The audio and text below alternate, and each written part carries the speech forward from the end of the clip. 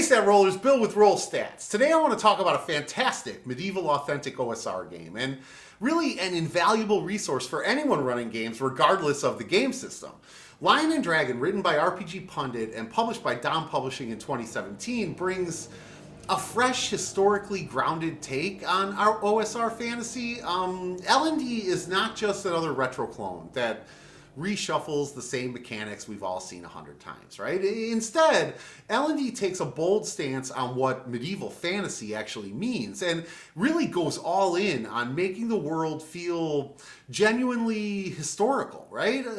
Rather than just being another retro clone that captures the feel of early D&D, Lion and Dragon is a game that asks, hey, what if your medieval fantasy was actually medieval, right? Like, it strips away the anachronisms and pulp fantasy elements that have become staples of the genre and replaces them with a historically inspired world that feels as authentic as a game can reasonably get while still being really fun, right? L&D makes it clear that it's doing things differently. So, social class isn't just flavor text. It actually matters. A peasant talking back to a noble could have real consequences. And, if you want to play a knight, you better understand that you're part of a rigid feudal system, right?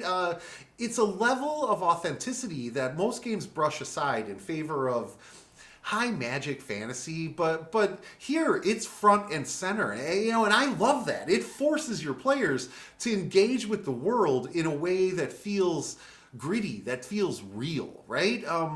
Combat is gritty and brutal, which is right in line with the game's philosophy. Fighters get multiple attacks against weaker enemies, which makes them feel powerful in the way that real warriors should. And healing is slow, and magic won't save you like it does in modern games, right? That means every fight in L&D is a serious decision. You can't just charge into battle expecting to walk away unscathed. L&D adds tension to the game and makes non-combat solutions feel just as viable, maybe even preferable, right? However, if there's one thing that might turn people off, it is the magic system. There's no fireball chucking wizards or convenient spell slots. Instead, you get something that feels more like historical mysticism, alchemy, summoning, astrology. Magic is a risky, complicated, and often dangerous pursuit, right? And don't get me wrong, I think this is amazing. It's a feature, it's not a bug, right? It's one of the things that I love about the game, but if your players are used to games where they can sling cantrips at will and literally bend reality at, later levels, convincing them to embrace this more reality-based magic system might be a heavy lift, but if they accept it, if they truly immerse themselves in the world, they're gonna love it, right? Because for me, that's exactly why Lion and Dragon is so compelling. It carves out a distinct identity and doesn't apologize for it. If you want a game that actually feels medieval, instead of just fantasy with medieval window dressing, then this is it. It's thoughtful, it's immersive, and rewarding for players who are willing to embrace its world. It's not the kind of OSR game you pick up for a quick one-shot, for sure, right? But it's absolutely worth your time if you're looking for something deep, something different, and something truly authentic. So right off the bat, Lion and Dragon makes its intentions clear. This is not your typical fantasy RPG.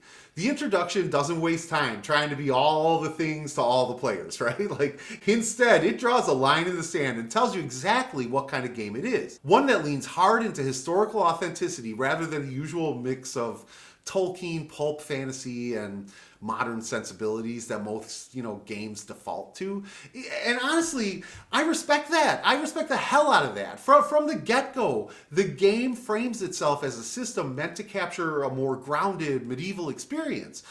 Social class isn't just a background detail. It's a fundamental part of who your character is and how they interact with the world. A peasant doesn't just walk into a noble's court and start giving orders.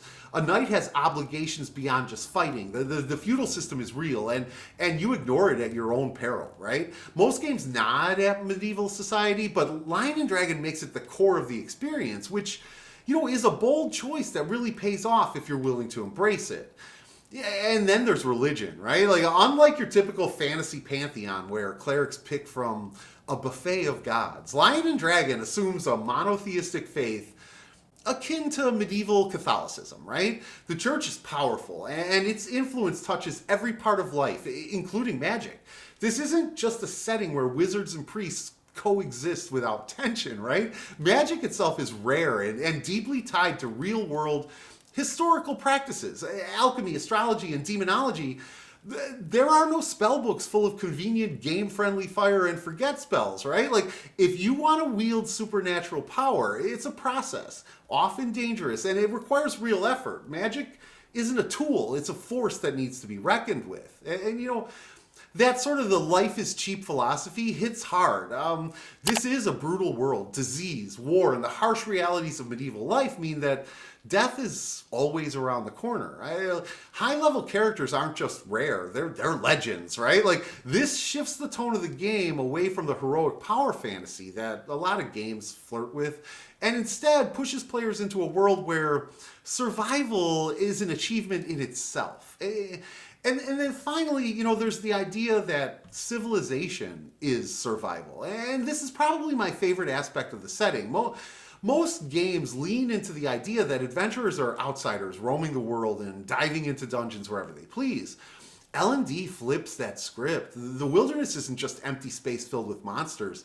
It's a threat in and of itself. Civilization is what keeps the horrors at bay. Stray too far from the protection of lords, laws, and the church, and hey, you're on your own in a world that has no mercy for fools, right? This introduction and the default setting assumptions are what make Lion and Dragon stand out. It's not just another OSR game with a slightly different coat of paint. It's a game with a real perspective, a clear vision of what it wants to be, and the mechanics to back it up. If you want to run a campaign that actually feels medieval, this is one of the best tools available. So character creation in Lion and Dragon is an experience in itself, right?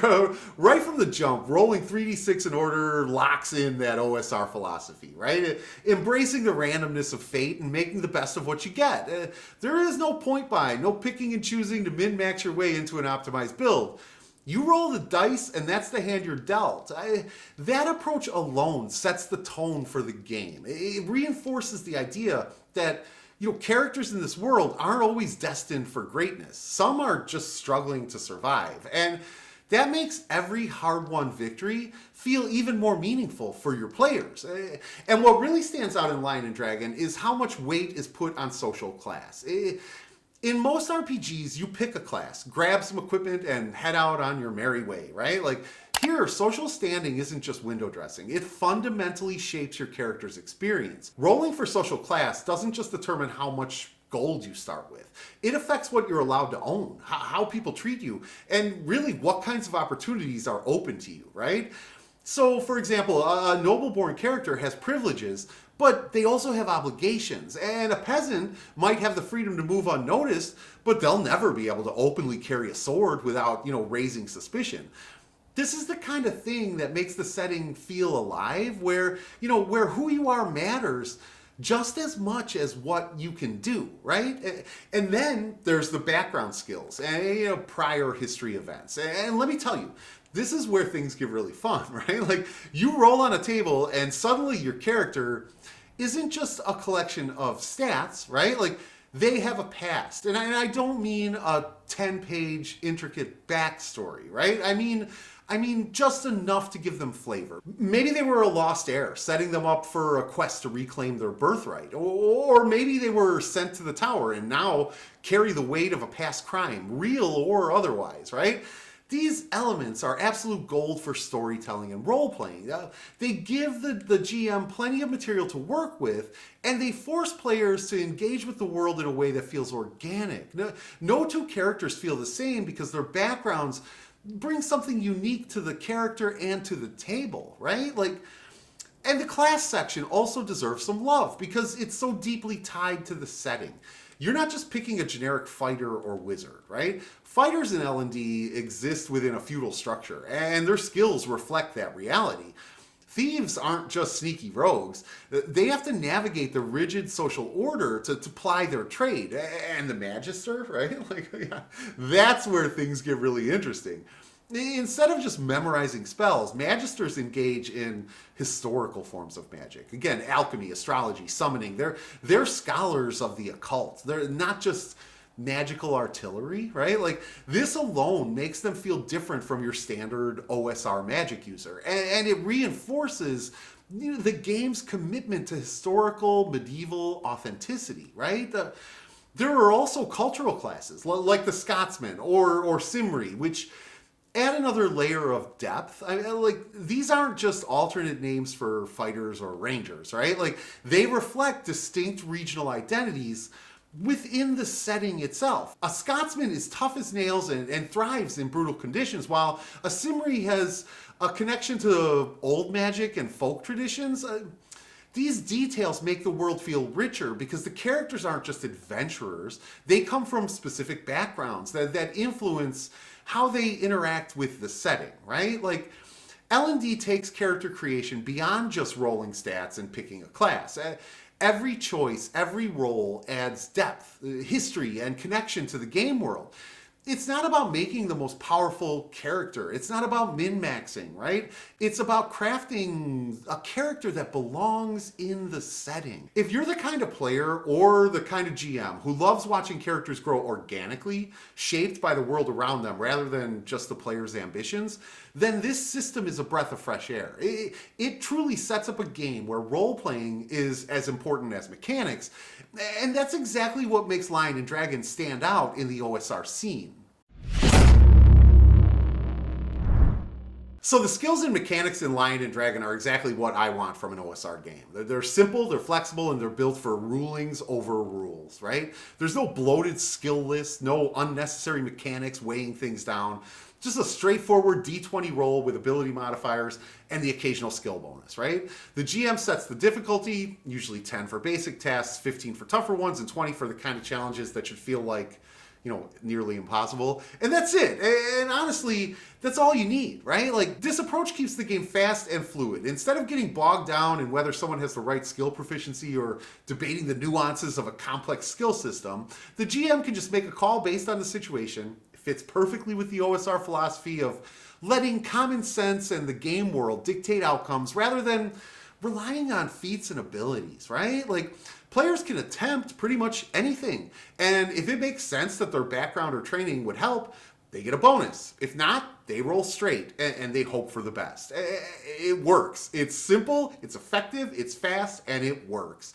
And what I really appreciate here is that it reinforces the idea that character backgrounds matter, right? The game doesn't tell you exactly what you can or can't do with a list of predefined skills. Instead, it encourages your players to think creatively and use their characters' experiences to justify their actions. It adds a layer of verisimilitude, right? A former blacksmith might get a bonus to appraising weapons, or a trained forester might have an edge in tracking, and a noble might instinctively understand court etiquette, right? It's a system that rewards role-playing without locking players into a rigid structure. And another thing I love is how it handles group actions. Instead of everyone rolling separately, the character with the best relevant bonus makes the roll. And then the others provide small bonuses if they can contribute, right? It keeps things moving and avoids the common RPG problem of roll until someone succeeds, right? Like, there's no artificial skill economy where characters have to min-max their proficiencies just to be useful as characters, right? Like, it relies on player skill, right? Instead of character skill. The system assumes that some people are naturally better at things, and it just lets that play out in a way that feels organic, because, it's okay. Some people are just naturally better at things. And if you're coming from a game with a heavier skill system, this might seem loose at first, right? But in play, trust me, it works. The best OSR games are about keeping things simple so the focus stays on the adventure. And L&D nails that. It gives you just enough structure to handle challenges without ever getting in the way of the adventure, right? Like, so for me, that's exactly what I want from a skill system. Light, intuitive, and completely in service to the world and the role-playing experience. So the magic system in Lion and Dragon is one of the most refreshing takes on OSR spellcasting I've ever seen. It doesn't just tweak existing mechanics or put a new spin on Vancian magic. It throws the whole concept out the window and replaces it with something that actually feels like it belongs in a medieval world. Like, instead of fireball-flinging wizards and priests who can heal on command, magic here is rare, it's dangerous, and it's deeply tied to historical mysticism, and I love that, right? Magisters don't just memorize spells and call it a day. They engage in summoning rituals, astrology, and alchemy, real-world magical traditions pulled straight from medieval grimoires, right? Like, the process of summoning, for example, isn't just roll dice and a demon appears. It involves preparation, study, and an understanding of demonology. If you mess up, the consequences aren't just a wasted spell slot. Things can go catastrophically wrong, and that risk makes magic feel powerful again. It's not just another tool in an adventurer's kit. It's a force to be reckoned with, and one that requires respect, knowledge, and caution, right? And then you've got clerics who don't cast spells at all in the traditional sense, right? Like, not in how you normally think of it. And instead, they perform miracles granted by divine favor. And here's the thing. Those miracles can be taken away just as easily as they were given, right? So if a cleric strays too far from their faith or loses the favor of their god, they can't just prepare spells the next morning and go on like nothing happened, right? That alone makes religion feel meaningful in a way that most RPGs don't. Faith isn't just a background detail. It actively shapes what your character can do. A cleric in L&D isn't just another adventurer with a different spell list. They're a true servant of the divine, and their power depends on their relationship with their god, right? This whole approach to magic changes the way spellcasting feels at the table. It's no longer a game of resource management where you're just counting slots and figuring out the optimal time to use Fireball, right? Like, instead, magic is something that takes time, it takes effort, and sometimes real risk. It makes spellcasting feel more like an event rather than just another combat action. And, that fits perfectly with the game's medieval themes. With that being said, I'll be fair here. I can see how this could be a tough sell, to some players. If your players are used to being able to toss cantrips all day and unleash arcane devastation at will, this is going to feel like a big shift. There's no power fantasy here. There's no easy path to becoming an all-powerful mage. Magic in L&D is slow, it's methodical, and unpredictable, right? But that's exactly why I love it. It reinforces the idea that magic is something rare and special, not something every adventuring party expects to have on tap. At the end of the day, this is the kind of magic system that makes the game's world feel alive. It's rooted in real historical beliefs, and it makes players treat magic with respect and caution it deserves. If you're looking for a traditional OSR spellcasting system, this ain't it, right? But if you want a magic system that feels like it belongs in an actual medieval world, L&D delivers something unique and deeply immersive. So the way Lion and Dragon handles equipment economy and encumbrance is another perfect example of how this game refuses to play by standard OSR conventions, and really instead commits fully to its medieval authenticity. This isn't a game where adventurers stroll into a shop and buy a longsword just because they have the money, right? Money matters, but so does your social standing. A peasant carrying a sword is gonna raise eyebrows at best and get arrested or executed at worst, right? Nobles have access to better gear, but that privilege also comes with obligations. The economy actually feels like a real feudal system rather than the typical gold standard in most, high fantasy RPGs. It's not an economy where everyone, regardless of background, can just accumulate wealth and gear, however they please. Coinage is based on actual medieval currencies, which is a small but impactful touch. Instead of defaulting to gold pieces as the universal measure of wealth, L&D breaks it down into pennies, shillings, and pounds, right? That means a character's wealth isn't just some abstract number. It actually ties into how money functioned in the period, right?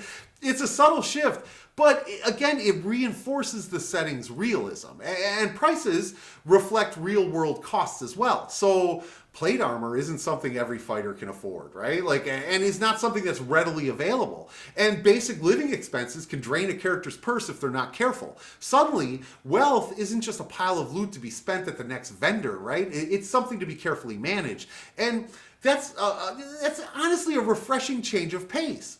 And Encumbrance is another area where the game takes a practical approach. Instead of relying on a rigid system that reduces everything to pure weight, L&D considers bulk and practicality, right? Like, it's less about tracking every pound and more about common sense. How much can you realistically carry before it slows you down, before your character is over encumbered? This keeps bookkeeping to a minimum while still making inventory management meaningful, right? Like, you can't just haul around a ridiculous arsenal of weapons and expect to move freely. But at the same time, the system doesn't bog you down with excessive number crunching, right? Like, you don't need to track a spreadsheet to know whether you're encumbered or not in Lion and Dragon. Overall, the game's approach to equipment and economy does exactly what it sets out to do. It makes wealth, possessions, and status matter in a way that most RPGs don't. In fact, I would say almost all RPGs don't. Instead of treating gear as just another mechanic, it turns it into a role-playing opportunity. A character's equipment says something about who they are and where they come from. And, their ability to acquire and use certain items is directly tied to their social standing. That level of integration between mechanics and world building is truly rare. And it's what makes L&D such a standout in the OSR space. So combat, let's talk about combat. Combat in L&D feels exactly like it should in a game that prioritizes historical authenticity. It's gritty, it's brutal, and it's never something to take lightly. It sticks to the core OSR framework, but the added realism changes how you approach fights.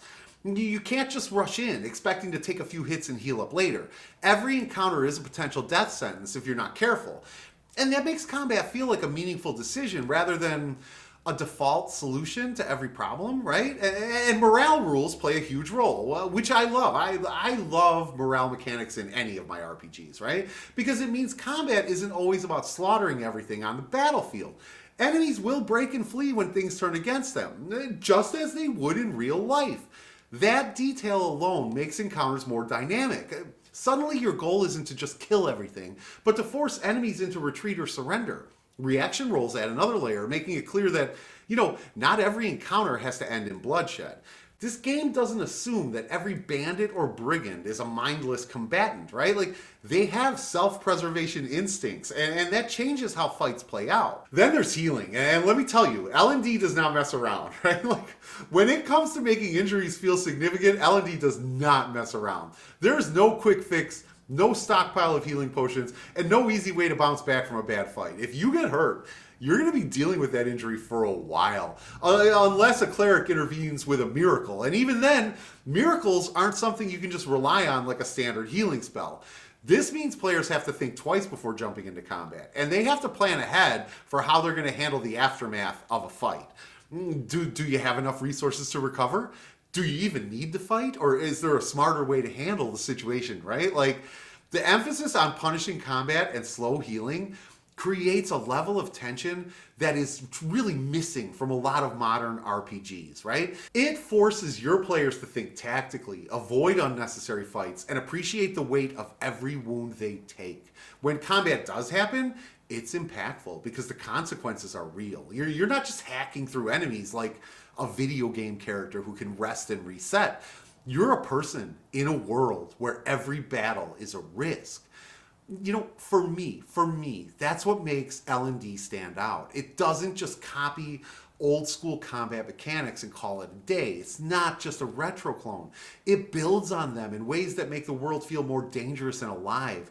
Combat isn't just a numbers game. It's a real visceral experience where every decision matters. If you're looking for a game where fights are about more than just rolling dice, this is it. Then, the way Lion and Dragon handles treasures, monsters, and adventure design is just another example of how this game refuses to follow the usual fantasy RPG playbook, right? Treasure isn't just about gold and magic weapons. It's about things that would actually hold value in a medieval world. A chest of coins is great, sure, but a land deed? That's real power, right? A religious relic? That could grant you influence with the church or even access to divine miracles. The whole concept of wealth in this game isn't just about how much you can carry, right? It's about what that wealth means. That's a huge shift from the usual OSR loot and sell economy. And I love it. Players have to think beyond just hoarding gold. What they find on their adventures could change their character's entire standing in society. And that makes treasure feel far, far more meaningful. And then there are the monsters. And this is where Lion and Dragon really sets itself apart, right? So there is no generic bestiary of cannon fodder creatures. Instead, you're facing threats pulled straight from medieval folklore, right? Revenants, fae, demons. These are things that people in the actual Middle Ages feared. And that fear carries over into the game. It does. Monsters aren't just combat encounters. They're legends. They're nightmares. They are forces of chaos or divine wrath. A fae creature isn't just a woodland spirit, right? It's an unknowable, often dangerous being with motives beyond mortal comprehension, right? A revenant isn't just an undead enemy to be chopped down. It's a cursed soul that brings doom wherever it walks. This approach makes the world feel more alive and more dangerous. There's no expectation that every creature is meant to be fought and defeated. Some of them aren't even meant to be understood, right? Like, that forces your players to engage with the setting in a different way. Maybe they can't kill that demon outright, but, maybe they can bargain with it. Of course, at their own risk. Maybe that fae haunting the village isn't something they fight, but maybe it's something they appease, or they trick, or they avoid entirely. It makes the way they approach monsters different. It makes encounters feel unpredictable, which is exactly how it should be in a world based on medieval belief. And because of that, adventures in L&D take on a very different tone. L&D is not just about dungeon crawls or monster hunts. It's about navigating a world where supernatural forces exist, but they don't play by your rules, right? Like, quests might revolve around uncovering lost relics, securing noble titles, or dealing with a local saint's venerated remains being stolen, right? But the stakes aren't just about survival or wealth. They're about reputation. They're about influence and power in a feudal society where those things matter far more than brute force. All of this makes L&D feel like a completely different beast from most OSR games. It's not about building up a stockpile of magic items or grinding through hordes of monsters. It's about existing in a world that feels real, where the supernatural is rare, strange, and terrifying, right? And where treasure is more than just numbers on your character sheet. It forces your players to engage with the setting in a way that feels fresh, immersive, and genuinely medieval. If you're looking for an OSR game that does something truly different, this is it. So what's my final verdict? Is this a game worth playing? Does this game deserve a spot at your table? Yes, absolutely. Not just as a game to play, but as reference material and a source of inspiration for any game that you're running, right? Like, Lion and Dragon isn't just another OSR game. It's something that completely redefines what medieval fantasy actually means at the table, how it plays out at the table, right? Instead of leaning into the comfortable conventions that everyone's gotten used to, that everyone's gotten bored with, fireball-slinging wizards, gold-hoarding adventurers, and freewheeling dungeon crawls, L&D forces you to step into a world that feels like actual medieval history, with all of its rigid social structures, religious influence, and supernatural presence that's strange and dangerous and never fully understood. L&D is immersive, it's challenging, and it demands your players engage with the world in a way that, honestly, most OSR games simply don't, right? Again, with that being said, this isn't going to be for everyone. If your group thrives on the high magic, free-form adventure style of, traditional D&D, right? Like, Lion and Dragon might feel restrictive. There are no easy ways to heal up after a fight, no magic items just lying around for the taking, and no assumption that adventurers are anything but a rare breed navigating a world where status, power, and influence matter just as much, if not more, than skill and spellcraft. L&D is a game that asks your players to respect the setting, to play within the constraints of a real feudal society, and to think carefully before they act. So not everyone is going to enjoy it. But if you're like me, and that sounds like your kind of thing, then this game is absolutely worth buying. It offers one of the most unique takes on the OSR genre I've ever seen. L&D doesn't just recreate the mechanics of early RPGs. It completely rethinks the way fantasy should feel. It draws on history, folklore, and medieval belief systems to create something that's as immersive as it is unforgiving. It's perfect for GMs who love running historically inspired settings and for players who want a fantasy world that doesn't just pay lip service to medieval ideas, but fully embraces them, right? At the end of the day, Lion and Dragon isn't just another OSR system. It's an experience. If you're looking for something that actually feels like stepping into a medieval world, it delivers in spades. I highly recommend it for OSR enthusiasts who want something fresh, immersive, and completely unlike anything else in the space. But I want to know what you think, right? Drop a comment below and let me know what you think of Lion and Dragon. Do you own it? Have you played it? What do you think of Lion and Dragon? Let me know in the comments below. I want to talk about this one. And hey, if you want to pick up a copy of Lion and Dragon, good news. You can purchase Lion and Dragon at DriveThruRPG in print or PDF. I've dropped a link in the description and in the pinned comment below where you can pick up your own copy of L&D if you're interested to see what it's all about, right? Okay, that's going to do it for today, Stat Rollers. If you enjoyed this review, hit that like button, subscribe for more TTRPG content. I've got quite a few reviews covering a wide variety of classic, OSR, and indie games and supplements coming, including books like the OSR Companion and Baptism of Fire. And remember to drop a comment below letting me know what you think of Lion and Dragon. Really, let's talk about it. This book deserves to be talked about, right? So until next time, don your mail, speak your prayers, and tread carefully beneath the gaze of heaven, for the world of Lion and Dragon is cold, and the shadows are always long. And may the dice roll ever in your favor.